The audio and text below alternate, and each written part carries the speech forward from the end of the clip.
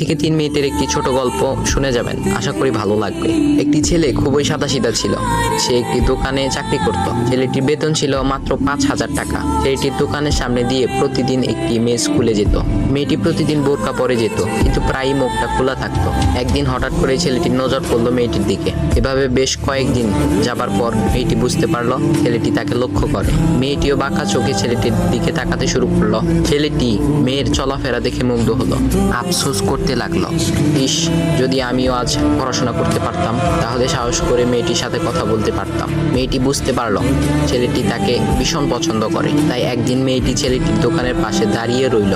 তখন ছেলেটি দুপুরের খাবার খাওয়ার জন্য দোকানের বাইরে আসে। সে চায়ের দোকানে গিয়ে 5 টাকার একটি রুটি খেয়ে পানি পান করে আসতে লাগলো। তখন মেয়েটি তার কাছে গেল। তুমি ভাত খেলে না, রুটি দিয়ে পেট ভরবে?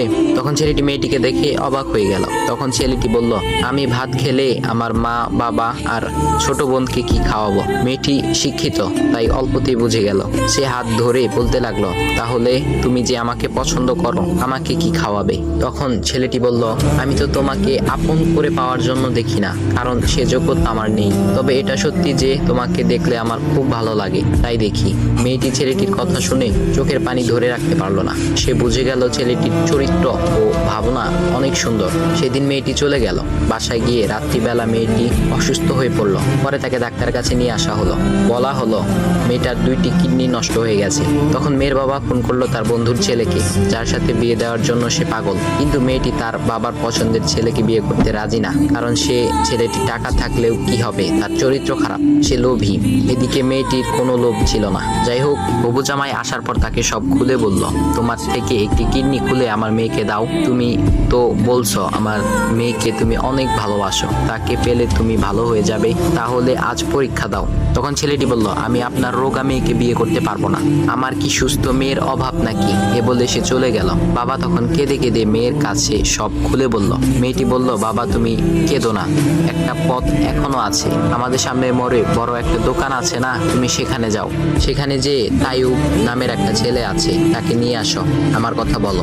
তখন মেয়েটির বাবা ছেলেটিকে নিয়ে আসলো। মেয়েটিকে দেখে ছেলেটির চোখ ভিজে পানি পড়তে লাগলো, কারণ মেয়ের বাবা তাকে সব খুলে বলেছে। তখন ছেলেটি মেয়েটিকে বলল, তুমি আমাকে একটা কিডনি দিবে? ছেলেটি বলল, কিডনি দেবার জন্যই আমি এসেছি। মেয়েটি তাকে বলল, তুমি কি চাও? ছেলেটি বলল, তুমি সুস্থ হয়ে আমার দোকানের সামনে দিয়ে যাবে, আর দূর থেকে আমি তাকিয়ে দেখব, এই অনুমতিটুকু চাই। এ কথা শুনে মেয়েটিও ও তার বাবা তাদের চোখের পানি ধরে রাখতে পারলো না। অবশেষে মেয়েটি বিছানা থেকে উঠে ছেলেটির 2 পা জড়িয়ে ধরে বলল, এই জীবনে তোমার থেকে আমাকে মৃত্যু ছাড়া আর কেউ আলাদা করতে পারবে না। তারপর মেয়েটি বলল, আমার কোনো কিডনি নষ্ট হয়নি, এসব ছিল আমার সাজানো নাটক, আমি যা ভেবেছিলাম তাই হয়েছে। তোমাকে দেখে বুঝেছিলাম তুমি আমার একমাত্র যোগ্য।